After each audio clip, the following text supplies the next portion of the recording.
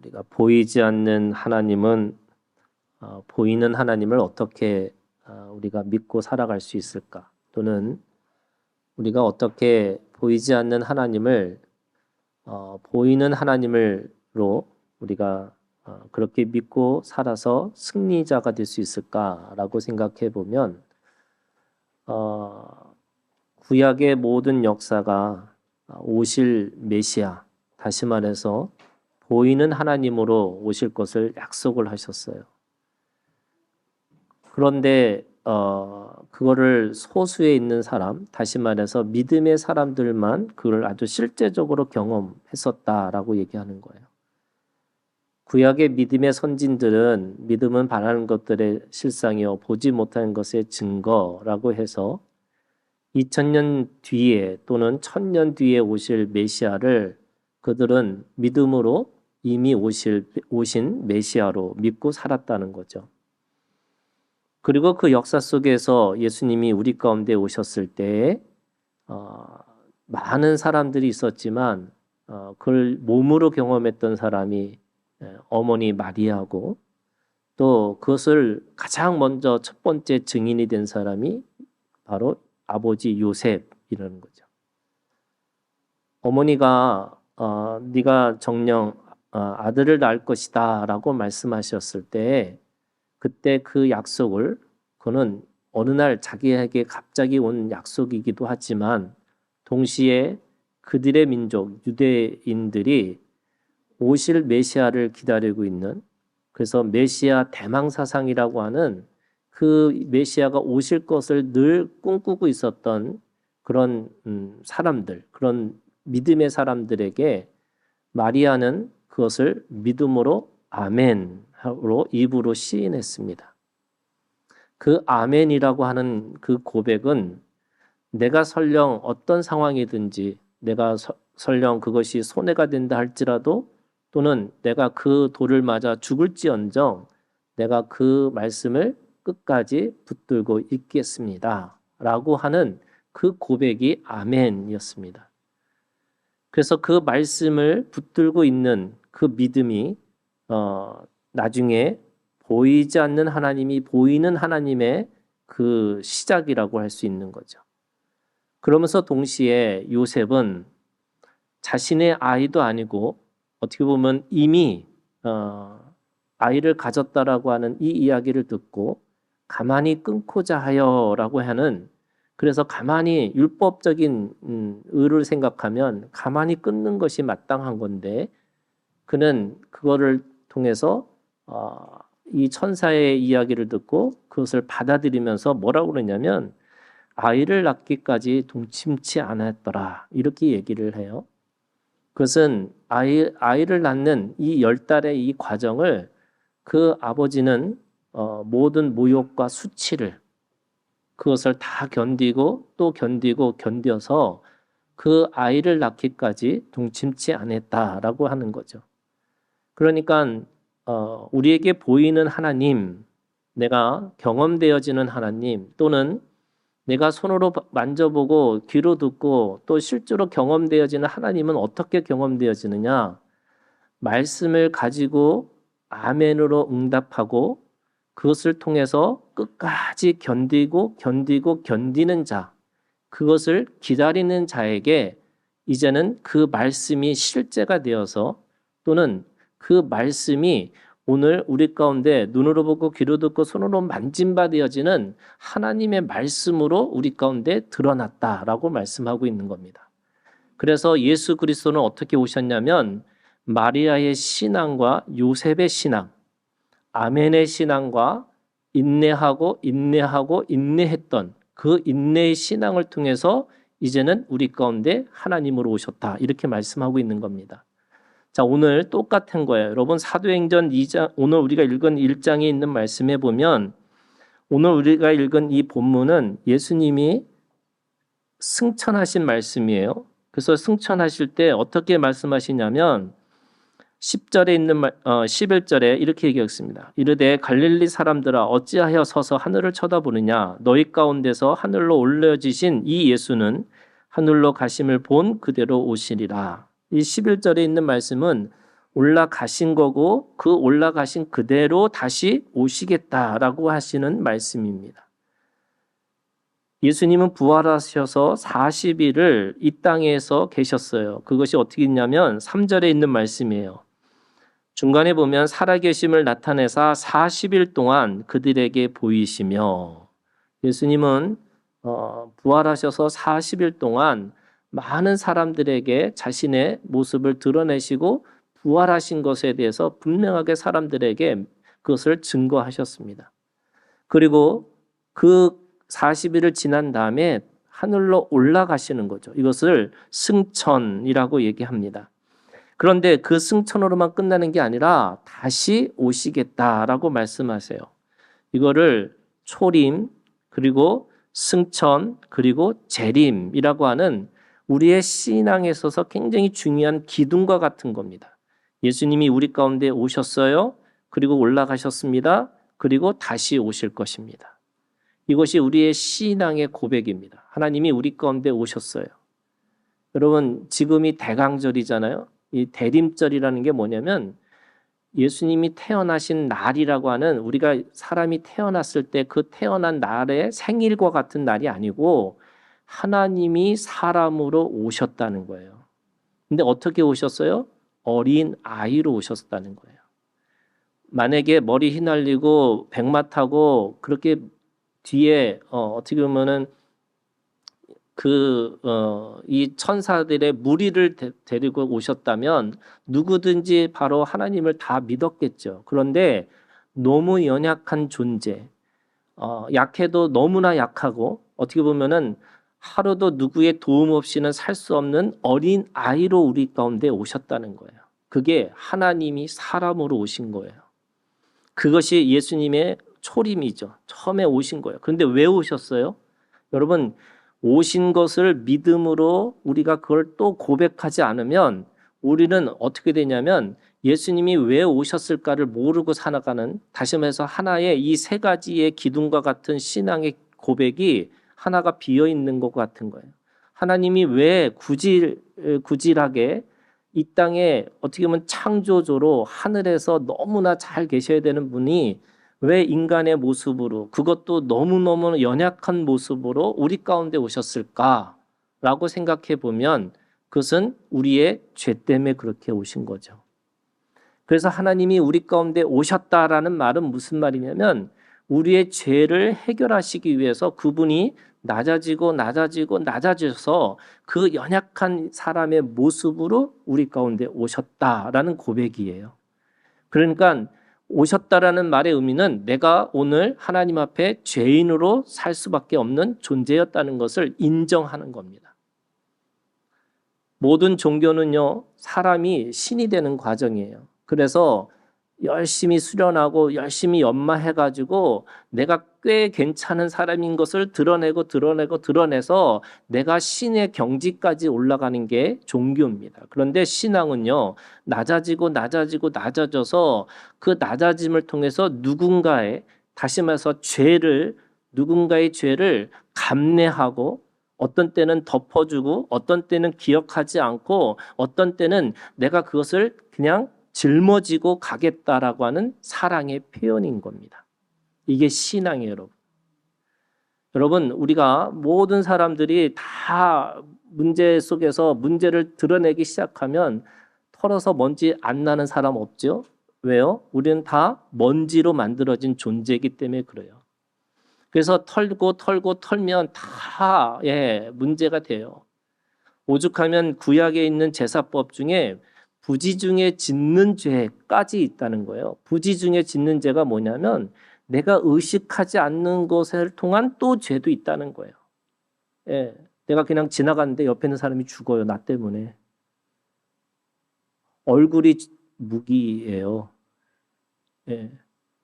그 사람의 삶이, 그 존재가 무기일 수도 있다니까요, 여러분. 어떤 사람에게는 내가 아무렇지도 않게 내가 지나갔는데 그 사람의 그 삶의 모습이나 그 사람의 모습 자체가 그게 칼이 돼갖고 그 사람을 죽일 수도 있다니까요. 여러분 이거 인정하셔야 돼요. 내가 모든 사람에게 천사와 같다 이거 아니에요. 그렇다고 또 모든 사람이 또 내가 다 놀부와 같은 사람 이런 거 아닌 거예요. 어떤 때는 내가 살리는 천사의 모습도 있지만 어떤 때는 내가 마귀 짓을 하는 경우도 있다는 거예요. 근데 오죽하면 그걸 내가 모르니까 부지중에 짓는 죄라고 하는 제사를 지낼 수밖에 없다는 얘기하죠. 그런데 그럼에도 불구하고 주님은 우리 가운데 내려오셨다는 거예요. 그것이 오늘 우리에게 주시는 첫 번째 사랑인 거죠. 그런데 왜 또 올라가셨어요? 오늘 그 부활을 통해서 다시 올라가셨어요. 근데 이 올라갔다라는 말은 무슨 말이냐면 우리를 죄인으로 취급하지 않으시고 하늘과 땅의 권세를 받으신 거를 우리에게 위임하고 위탁해 주셔서 너희들이 죄인의 삶으로 살아가는 존재가 아니라 하나님의 권세를 가지고 있는 하나님의 자녀라고 우리에게 말씀하시는 거예요. 그래서 하나님이 하늘에 올라가셔서 하나님의 그 영광의 자리에서 뭐 하기를 원하시냐면 그 영광과 하나님의 임재를 경험하고 오늘 우리 이곳에서 살라고 말씀하시는 거예요. 계속해서 내 뒤를 돌아보면서 내가 가지고 있는 아픔과 상처를 돌아보면서 살라고 하시는 게 아니고 내가 앞으로 달려갈 그 푯대를 향해서 살라고 우리에게 말씀하고 있는 거예요. 그래서 그 영광의 자리에 여러분 우리를 초대하셨어요. 그것이 오늘 우리 가운데 죽으신 곳으로 그 죽음의 그 무덤에서 머무르지 않으시고 하늘로 올라가셨다 이렇게 말씀하시는 거예요. 그런데 왜 또 오실까? 이걸 재림이라고 그래요. 그 재림의 신앙을 가지고 있는 게 여러분 뭐예요? 이게 종말론적 신앙이에요. 오늘 우리 가운데 주님이 다시 오신다는 거예요. 왜 오셨느냐? 여러분 오늘 우리에게 뭘 주셨다고 그랬어요? 땅과 하늘의 권세를 주셨다고 말씀하셨는데 그걸 어떻게 살았는지를 우리한테 다시 물으신다는 거예요. 이거를 계산하러 오신다는 거예요. 오늘 우리가 주님 안에서 그렇게 얼마만큼 하나님의 자녀답게 살았는지. 여러분 죄는 언제 끝났어요? 십자가에서 이미 끝났어요. 주님이 우리 가운데 오심으로 말미암아 그리고 죽으시고 부활하심으로 말미암아 끝났다는 거예요. 그거 자꾸 묵상하고 내가 죄인입니다. 내가 죄인 이거 아니라는 거예요, 여러분. 내가 죄인이라는 걸 묵상하고 사는 게 아니고 내가 하나님의 자녀답게 자녀로서 살아가는 것을 어떻게 살아낼 수 있을까? 그거 어떻게 한다고요? 다시 오셔서 우리한테 물으신다는 거예요. 여러분 하나님의 자녀답게 그 하늘과 땅의 권세를 위임받은 자답게 그렇게 살아내는 오늘 우리가 되기를 주님의 이름으로 축원합니다. 이거 가지고 계셔야 돼요. 그래서 주님이 다시 오셔서 우리한테 물으실 거예요. 그게 재림입니다. 자, 그러면 하나님이 오시고 올라가시고 다시 오실 것이라는 이 믿음이 어떤 믿음이어야 되느냐? 믿음의 선진들이 2000년 전에 예수님이 오시기 전에 2000년 전에 1000년 전에 그들이 그것을 예수님이 오실 것을 믿음으로 바라는 것들의 실상이 되고 보지 못한 것의 증거가 된 것처럼 오늘 우리도 주님 안에서 다시 오실 예수님을 그게 언제 오실지 모르지만 여러분 그거를 오늘 지금 이곳에서 경험하고 사셔야 되는 거예요. 이게 오늘 우리가 가지고 있는 믿음의 또 다른 차원이에요. 이걸 뭐라 그러냐면 여러분 믿음은 오늘 우리 가운데 현재형이에요. 과거도 아니고 미래도 아니고요. 다가올 미래를 준비하고 이런 게 아니고요. 하나님이 오늘 우리 가운데 지금 이곳에서 그것을 경험하고 살라고 말씀하세요. 그래서 예수님이 죽으시고 부활하신 사건이 오늘 우리 가운데 있는 거고 승천하시고 다시 오실 것이라는 것도 오늘 우리 가운데 있으셔야 돼요. 이거는 옛날에 있었던 어떤 믿음의 역사가 아니고 믿음의 사람들의 이야기가 아니고 오늘 우리의 이야기가 돼야 된다고 말씀하고 있는 거예요. 자, 그러면 오늘 그것을 보고 그대로 오신다라고 말씀하세요. 그런데 여러분 본 사람이 어떻게 한다고요? 그대로 보게 될 것이다. 이렇게 얘기하세요. 11절에 하늘로 올려지신 이 예수는 하늘로 가심을 본 그대로 오시리라. 본 그대로 오신다. 이게 무슨 말일까? 구약에 있는 사람들이 예수를 보지 않았지만 역사적 예수를 보지 않았지만 역사적 예수를 믿음으로 당겨서 그걸 믿었어요. 그리고 역사적 예수를 통해서 그 사람들이 그걸 또 경험했어요. 또 우리가 2000년 뒤에 우리가 또 예수님을 경험하고 살아가는 거예요. 신앙은 현재형이라고 얘기하는 거라면 이게 무슨 말일까라고 생각해 보면요. 이런 거예요. 여러분 구약에 있는 사람들 중에서도 예수를 믿지 않고 사는 사람이 있고요. 예수가 있는 보이는 그 역사 속에서도 예수를 믿지 않는 사람들이 있고요. 또 예수님이 승천하시고 다시 오실 것이라는 것도 실제로 그 시대에 살고 있는 사람들 중에도 그걸 보지 못하는 사람들이 있는 거예요. 이게 무슨 말이냐면요. 우리가 지금 21세기에 살고 있는데 어떤 사람들은 여전히 18세기, 19세기에 사는 사람들이 있다는 거예요. 무슨 말이냐면 우리들이 가지고 있는 이 삶이라는 것이 지금 여기서 내가 경험하지 않는 것은 다 어떻게 보면은 내가 경험하지 않는 것과 같은 거예요. 무슨 말이냐면 21세기에 살고 있으면서도 그 21세기 이성을 가지고 사는 게 아니고요. 다 옛날에 그거 생각을 가지고 살아갈 수밖에 없는 거예요. 그러면 그 사람은 그 시대 사람이에요. 지금 이 시대의 사람이 아니고. 부활도 또 승천도 또 예수님이 다시 오실 것도 여러분 그 시대 사람들이 그 속에서 경험하는 사람이 있는 반면에 그거를 전혀 모르고 살아가서 죽는 사람들로 수두룩하다는 거예요. 그러면 저는 오늘 여러분 이 믿음이 오늘 우리의 믿음이 되기를 주님의 이름으로 축원하는 거예요. 이거 내 믿음 되셔야 돼요, 여러분. 성경이 그냥 쓰여진 어떤 역사가 아니라 오늘 여러분 그 역사를 내 것으로 받으시고 그걸 내가 믿음으로 또는 몸으로 살아내셔야 되는 거예요. 근데 오늘 말씀해 보면 천사가 이렇게 얘기합니다. 두 천사가 그거를 보면서 11절에 이렇게 얘기하는 거예요. 이르되 갈릴리 사람들아 어찌하여 서서 하늘을 쳐다보느냐. 이 표현은요 약간 질책하는 표현이에요. 너 왜 그렇게 거기서 서서 이렇게 보고 있어? 이렇게 얘기하는 거예요. 왜 질책하는 그 말을 썼을까라고 생각해 보면 12절에 제자들이 감난원이라 하는 산으로부터 예루살렘에 돌아오니 이렇게 돼 있어요. 이게 무슨 말이냐면 그들이 어디 있었냐면 감남원에 있다는 거예요. 이게 감남산이거든요. 이 감남산이라는 게 원래 직역을 하면 이 올리브 나무가 많은 산 이런 뜻이에요. 이 예루살렘의 동쪽에 있는 하나의 산인데 그 산에 가서 그들은 뭐 하고 있었냐면 바로 예수님이 다시 오실 것을 기대하고 소망하고 있었다는 거예요. 그랬더니 천사가 뭐라고 했냐면 너 여기 왜 있어? 이렇게 얘기하는 거예요. 이게 무슨 말일까? 아니 당연히 그들은 그곳이 감난원에서 당연히 그들은 바로 하나님 예수님이 다시 오실 거라고 기다리고 있었던 건데 너 이거 장소를 잘못 정한 거야라고 하는 질책의 소리를 듣고 있는 거예요. 왜 그랬을까? 왜 그들은 그 감람원으로 갔을까? 왜냐하면요. 거기는 예수님이 겟세마네 동산이라고 하는 그 감람원의 한 기슭에 있는 다시 말해서 그들은 당연히 기도하려면 어디로 가야 되느냐면 감람원으로 가야 된다고 생각했던 거예요.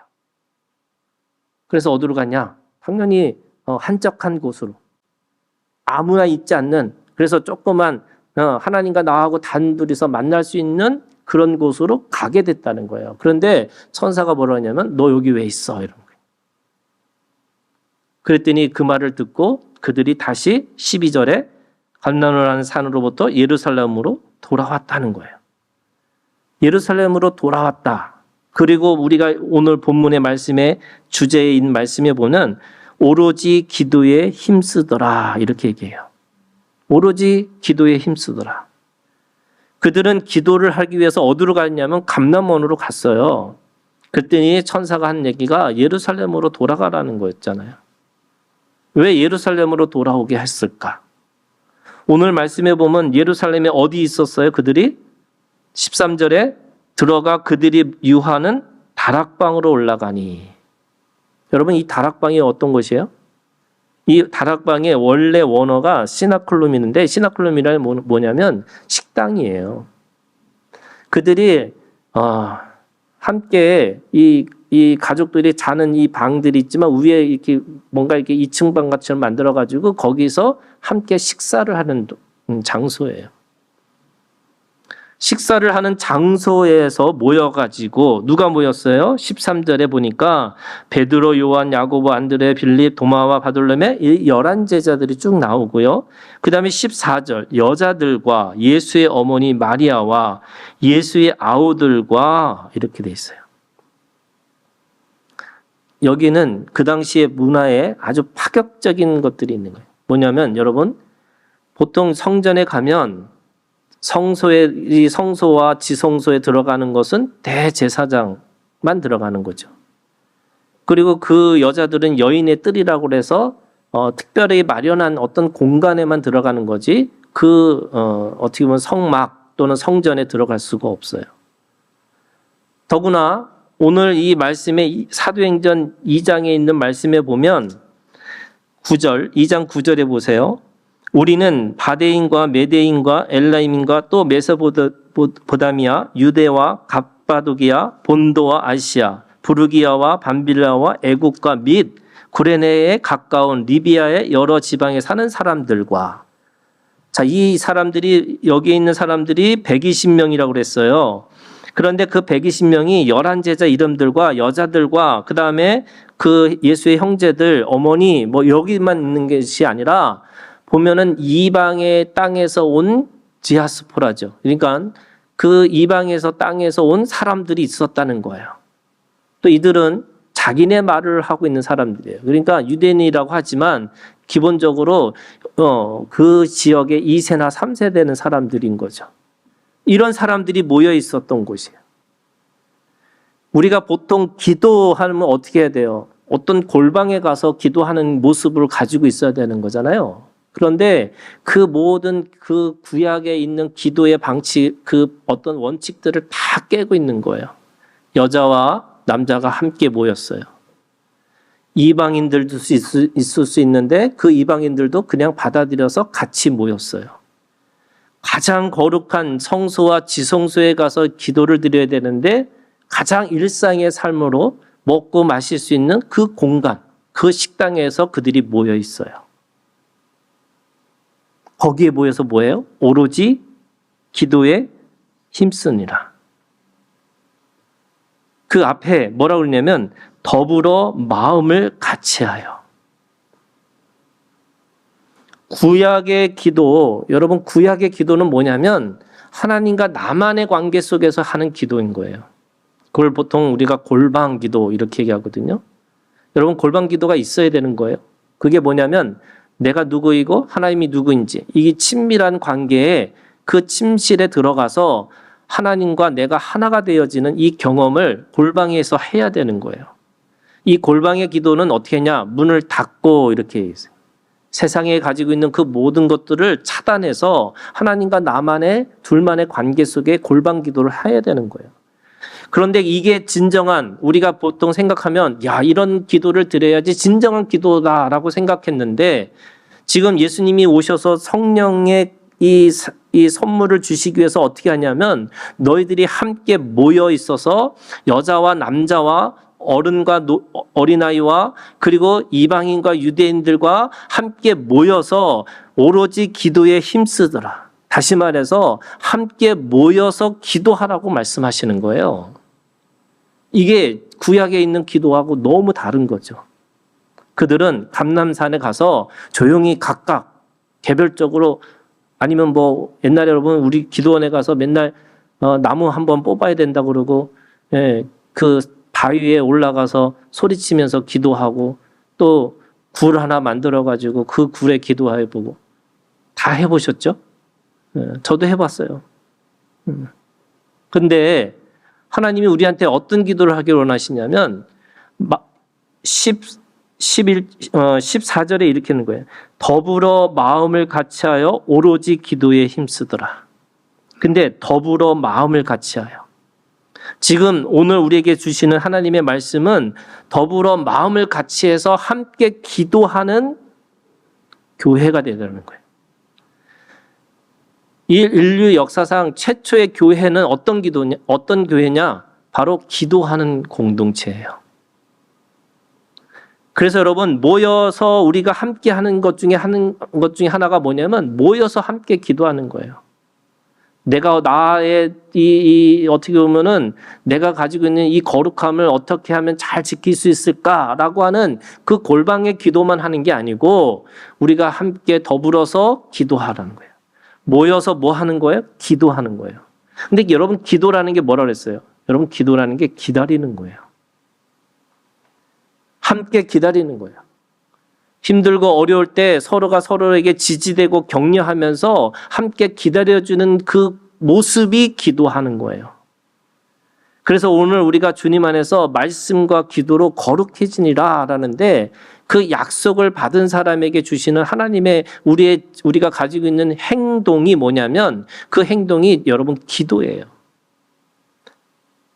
근데 첫 번째 기도가 무슨 기도예요, 여러분? 모이는 기도예요. 저희가 금요일 날 9시에 모여서 기도하잖아요, 여러분.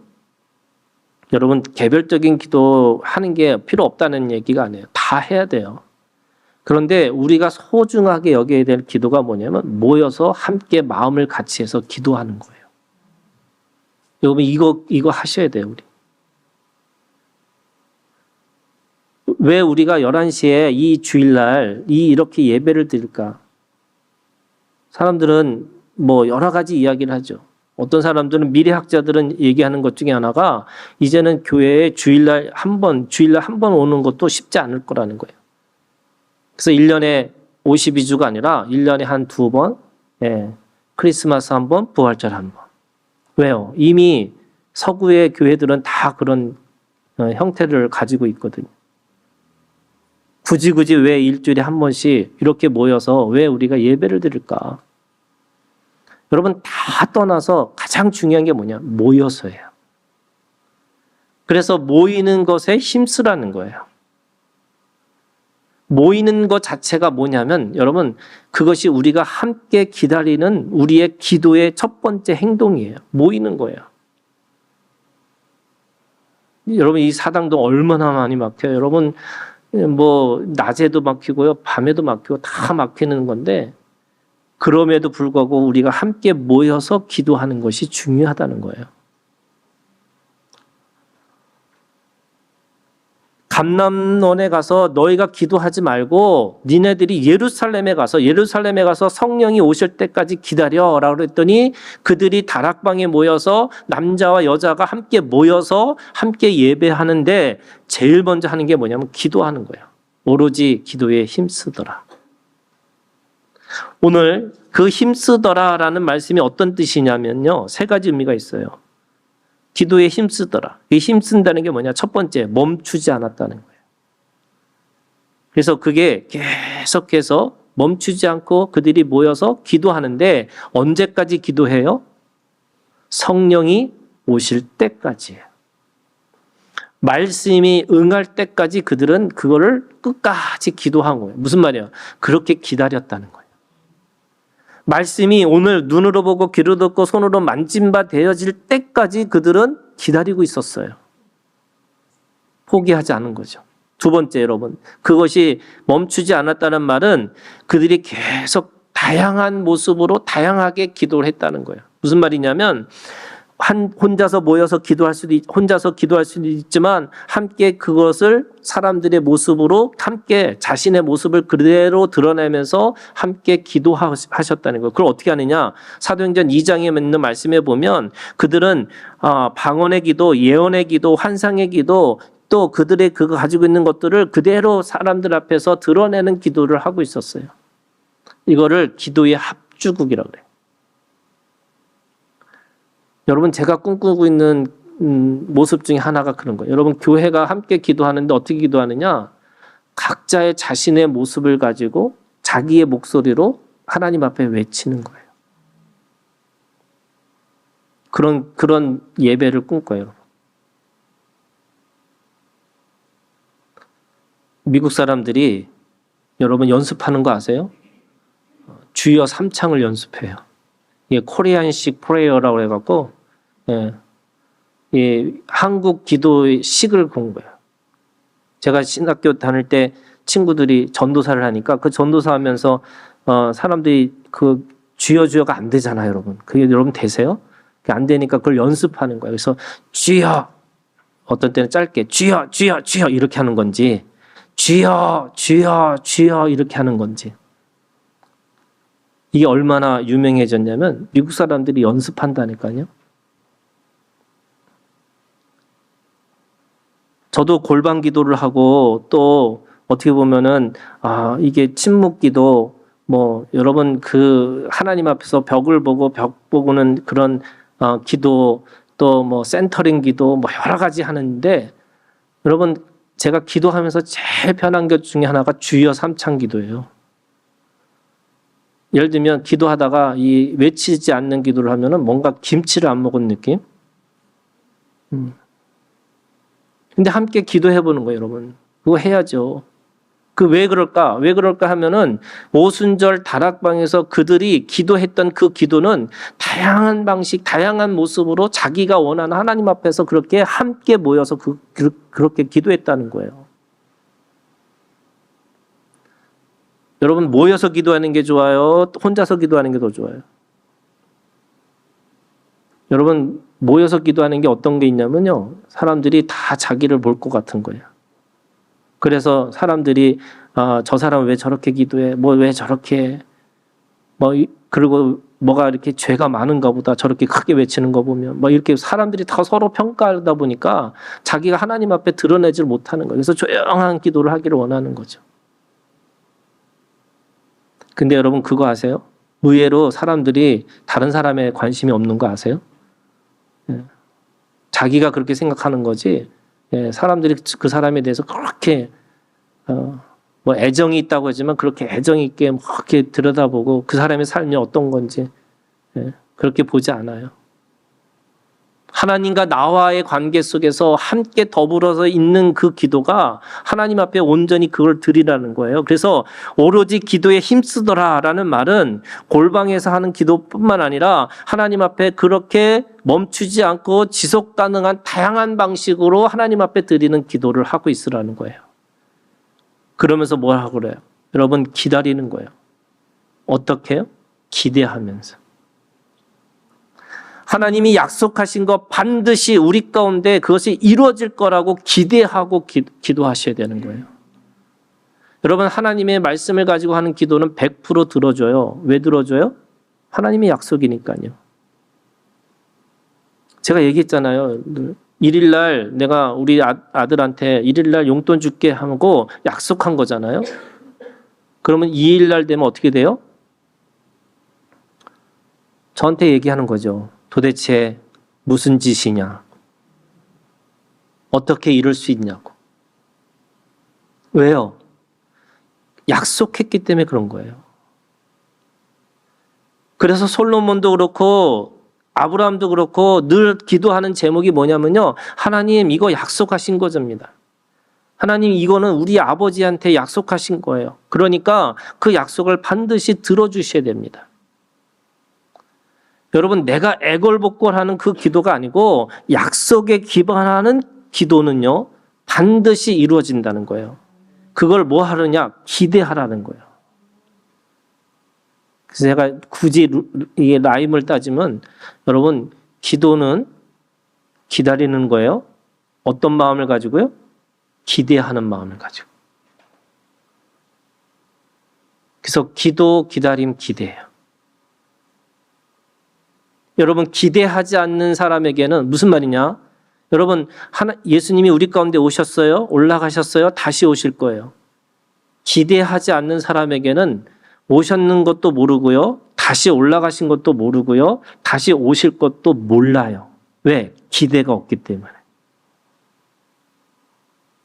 얼마나 기대했냐면 2000년 전에 오실 그 예수를 지금 오신 것으로 믿고 믿음의 조상이 됐어요. 누구예요? 아브라함이에요.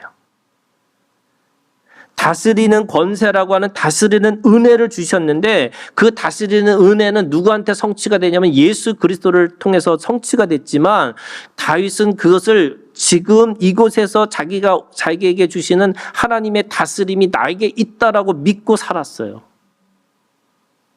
마찬가지 여러분 기대하고 사셔야 돼요.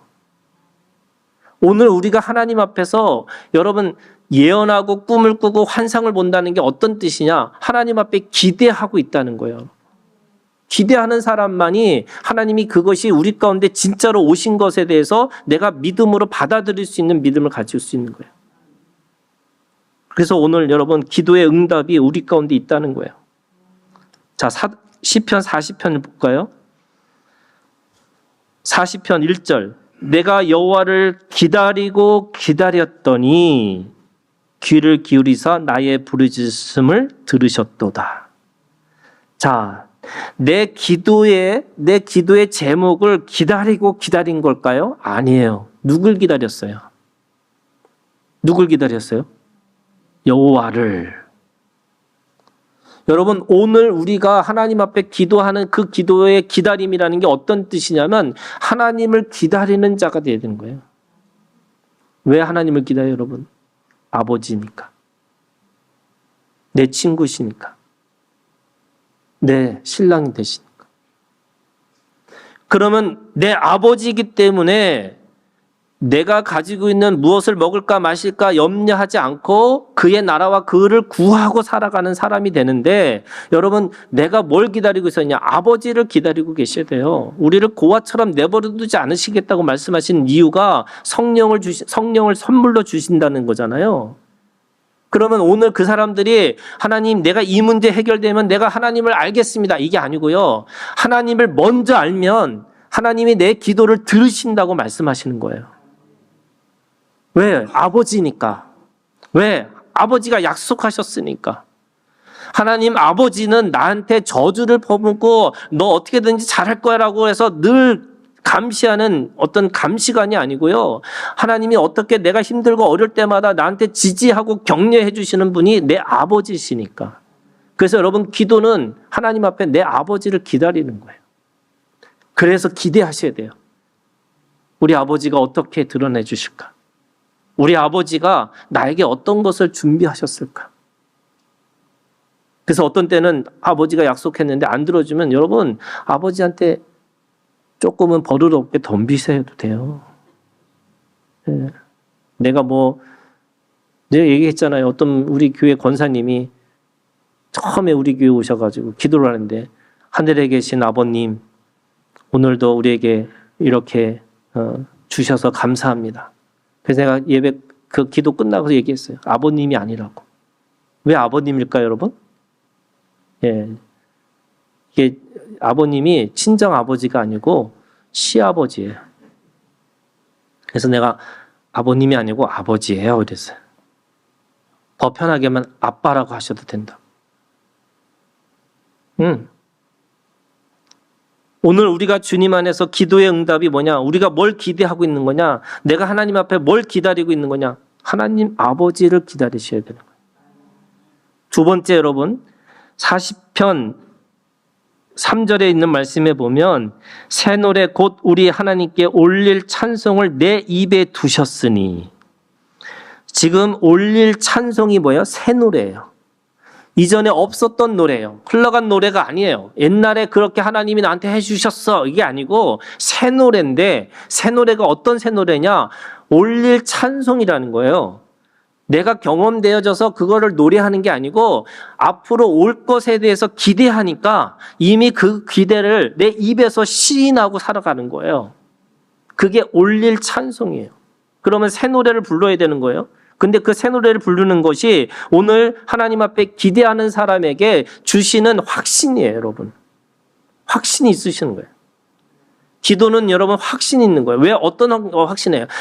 믿습니다, 이게 아니고 여러분 하나님 아버지니까 반드시 해주실 거라는 거예요.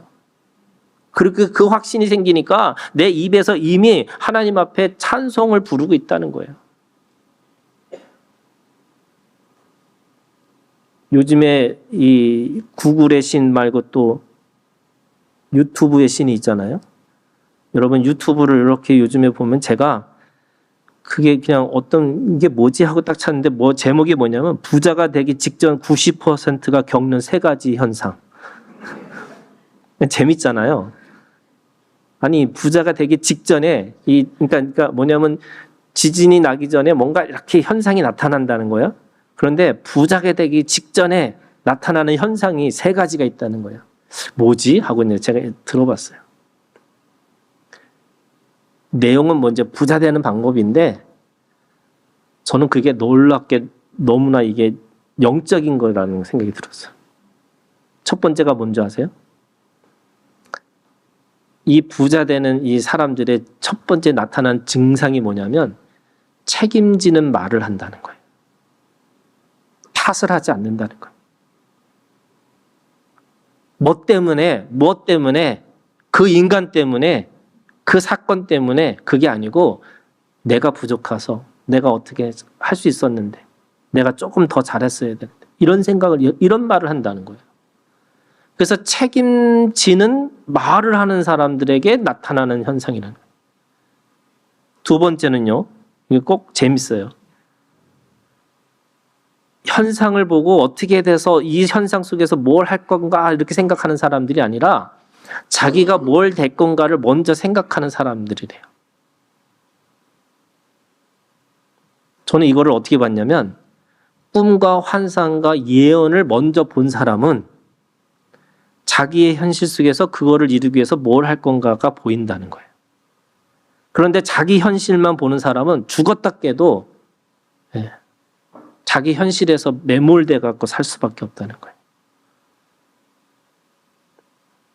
근데 이걸 여러분 제가 바둑을 두는데 바둑을 둘 때 어떻게 두느냐면 앞에 있는 것만 보는 게 아니고요. 크게 이렇게 둬요. 이걸 포석이라고 그래요. 인생의 포석이 뭐예요? 여러분 영생이에요. 영생이 뭐예요? 여러분 하늘에 가지고 있는 꿈과 환상과 예언이에요.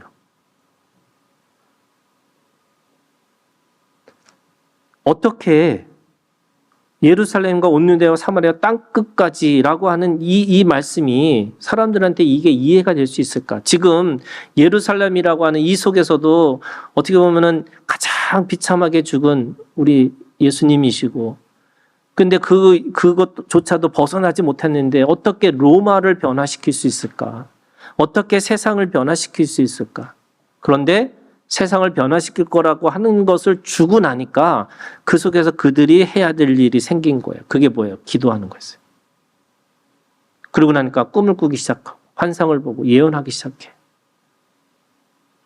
여러분 오늘 내가 살고 있는 현실은 앞으로 가도 뒤로 가도 다 막혀 있어요. 그러면 여러분 오늘 이 속에서 하나님 앞에 우리가 꼼짝달싹 못하는, 그래서 매여 있는 인생으로 살아가는 게 아니고 여러분 하나님이 주시는 그 말씀을 가지고 기대하셔서 꿈을 꾸셔야 돼요.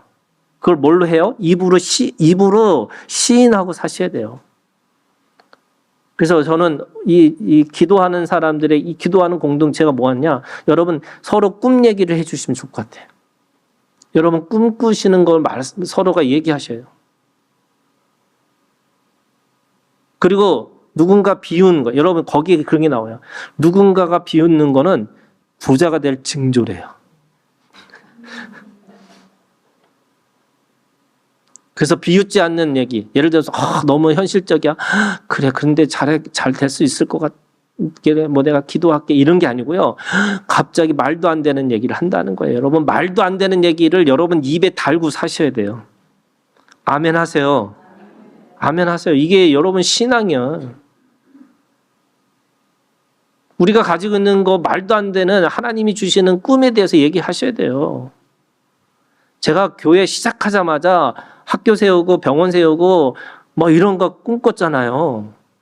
증인들이 있어요. 그죠? 저한테 절대 제발 입 좀 가만히 좀 계세요. 저한테 한 얘기들이 사람들이 그런 거예요. 왜 목사님 교인도 10명도 안 되는데 무슨 학교를 어떻게 세우냐고.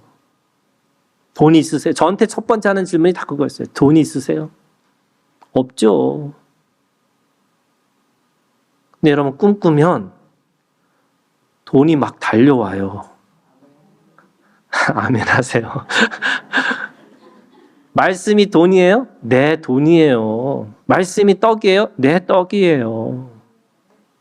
근데 그거를 떡으로만, 돈으로만 보여주면, 이게 제가 늘 하는 얘기지만, 여러분, 돼지한테 진주를 안 주는 이유가 뭐예요? 돼지는 하나밖에 생각을 못 해요. 하나예요, 하나. 그게 뭐냐면 그거 먹을 거야 안 먹을 거야 이거잖아요. 그런데 사람은요 진주 해갖고 어떻게 해요? 팔아서 먹어요. 진주는 팔 수 있다는 걸 생각하는 게 사람이에요. 그러면 여러분 말씀이, 꿈이, 예언이, 환상이 여러분 돈이고 내가 하나님이 주시는 떡이고 그걸 통해서 하나님이 나한테 먹고 살게 하실 거예요. 그래서 꿈꾸셔야 되는 거예요. 그게 기도예요. 여러분 새 노래가 내 입에서 계속 새 노래가 나오셔야 돼요. 세 번째, 마지막으로 여러분 하나님이 우리에게 주신 말씀이 4절이에요. 40편 4절. 여호와를 의지하고 교만한 자와 거짓에 치우친 자를 돌아보지 아니하는 자는, 돌아보지 않는 자. 저는 앞을 향해서 가는 사람이에요. 설령 힘들고 그래서 여러분 전후의 시체를 넘고 넘으셔야 돼요. 계속 넘고 가셔야 돼요. 뭐 때문에 죽고 뭐 때문에 힘들고 그러면 안 돼요. 그냥 지나가셔야 돼요. 그래서 오늘 주님 안에서 내가 하나님 앞에 기도라는 거 뭐냐? 하나님을 의지하겠다는 거고 돌아보지 않겠다는 거예요. 내가 과거에 얼마나 찬란한 영광이 있고 찬란한 뭐 있어도 여러분 그건 끝난 거고 앞으로 나에게 주실 영광, 하나님이 나에게 주실 그 임재에 대해서 기대하고 소망하셔야 돼요. 초대교회는 여러분 아무것도 없었어요. 어떻게 보면 거룩한 공간이라고 하는 성소와 지성소도 없어요. 그런데 그 식당이 하나님 앞에 그것이 하나님의 교회가 되는 거고 그 식당 속에서 하나님의 역사가 일어나서 로마를 변화시키고 세계를 변화시키고 하나님의 나라와 하나님의 뜻을 그 속에서 실제가 되어지는 것을 눈으로 보여주는 역사의 공간이 된 거예요. 여러분 오늘 우리가 주님 안에서 어느 공간에 있느냐 어느 시간에 사느냐 이게 아니고요. 어떤 공간 어떤 시간에 있든 하나님 앞에 기도하는 걸 통해서 하나님 나에게 하나님을 만나게 하시고 그래서 그 만나신 하나님을 통해서 오늘 우리가 주님 앞에 기대하는 걸 통해서 꿈을 꾸게 하시고 환상을 보게 하시고 예언하게 하셔서 하나님의 뜻을 통해서 오늘 나에게 그렇게 살게끔 하여 주시옵소서. 여러분 이 기도가 오늘 우리의 기도가 되기를 주님의 이름으로 축원합니다. 기도하겠습니다.